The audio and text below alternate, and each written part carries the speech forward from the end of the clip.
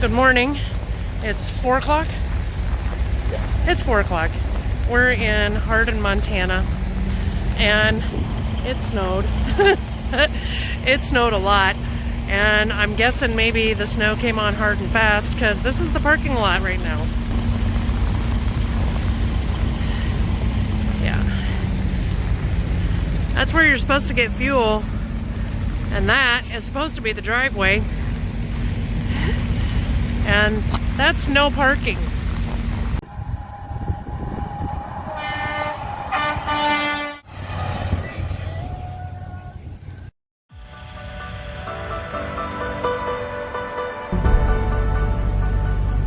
Although you do have one up on that side. No, there. Sorry. What's going on, everybody? We're going to do a little segment in this video kind of explaining how we as truckers communicate with each other when we're not using a CB. There's a lot of new drivers and some old drivers, but most of the new drivers, they either don't have a CB or they don't like using it, don't know how to use it, whatever the case may be. But this is kind of the verbal or non-verbal communications we have with other truck drivers. It's about, it's almost 4:30. We just got out of the bathroom from brushing our teeth and doing our hair, you know, making ourselves look great for you guys. And when we got up, of course we knew it was gonna snow overnight, all night. It was snowing when we got here. And I don't know, we checked the highways and stuff through the night, and they never closed any of them. They did have some chain laws in effect, but they never closed any of the highways. So imagine our surprise when we wake up this morning to see this. That guy just parked right there. There's a right place and a wrong place to park when you're in that kind of situation, and this kind of weather didn't call for that kind of parking. So our morning is about to get real interesting.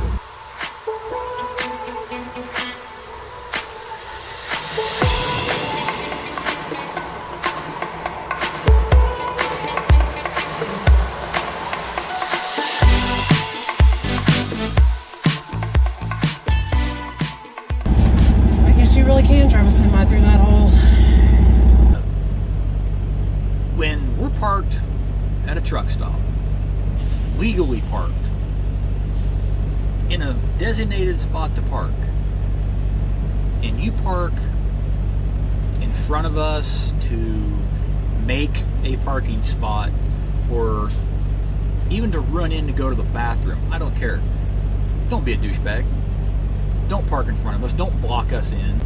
I understand that parking spaces are at a premium, especially when the weather gets bad. But why you think it's okay to park in front of somebody and block them in when you have no idea what time they're going to be leaving? You're a douchebag. Plain and simple.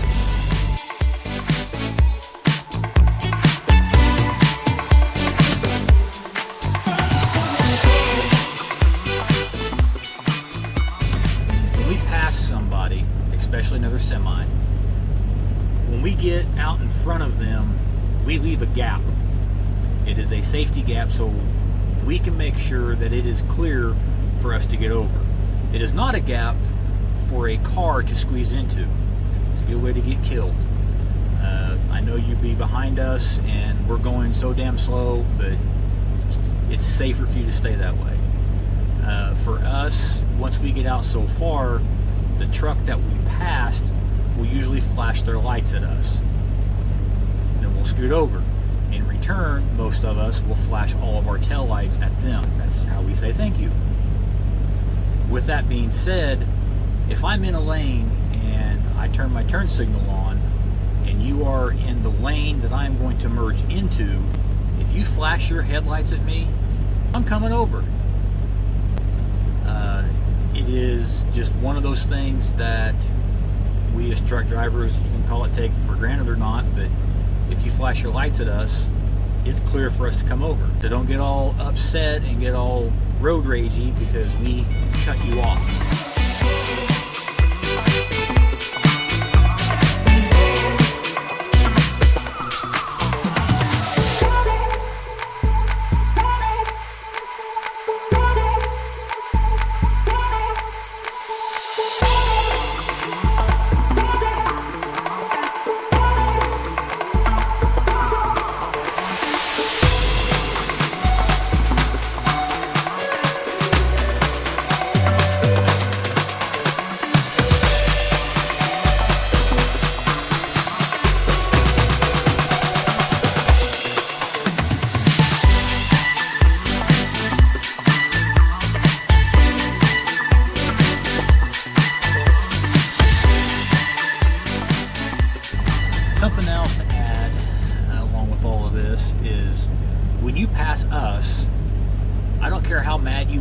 us for whatever reason you think that we did something wrong, or even if we did do something wrong, we're not perfect.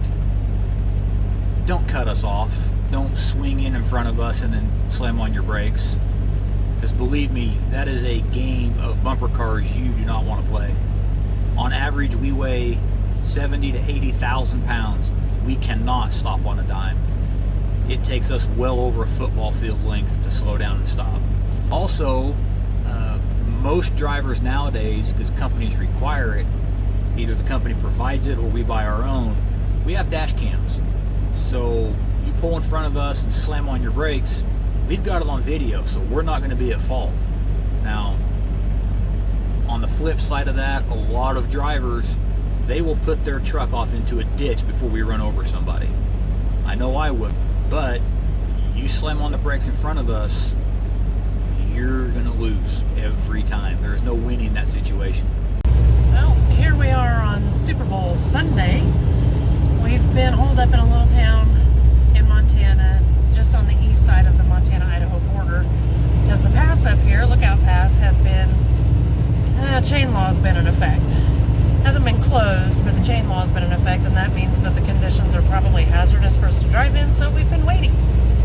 We also heard that there was a wreck up here that was taking up pretty much all the driving lanes.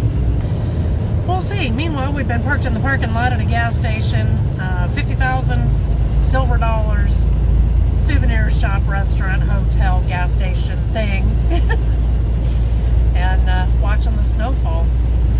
So now they've lifted the chain law and we are headed up into the pass. So enjoy the footage.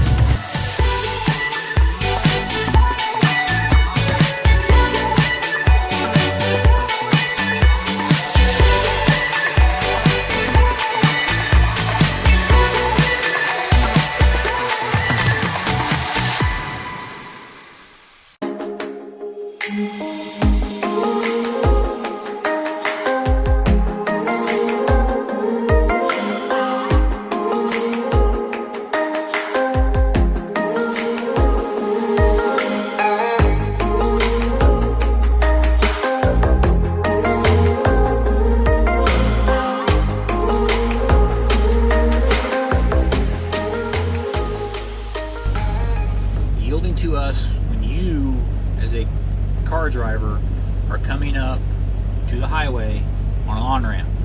They used to be called acceleration lanes. For good reason. You accelerate up to the posted speed limit.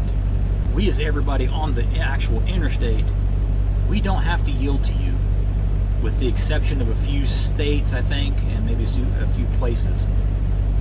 It is our job to maintain our lane, period.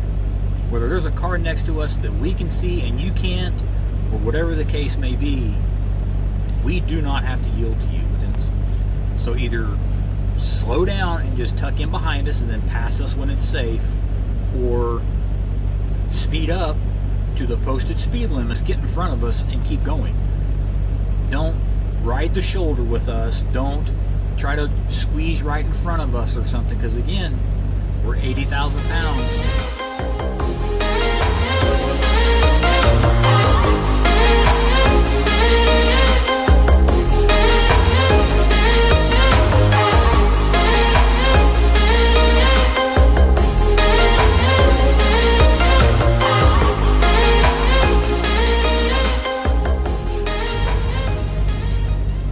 I hope some of this stuff, makes you think about what you see when you're going down the highway, makes you think about not cutting a semi off, or how you park, where you park, any of that. I hope it resonates with some of you guys, because I know not everybody's a bad driver. I get it. Everybody has bad days. So do we. But with that being said, if you're not following us already, if you want to see some other trucking stuff, feel free to follow us. We got a YouTube page, got the Facebook page. I've started doing TikToks. Like, follow, share, tell all your friends. See you, bye.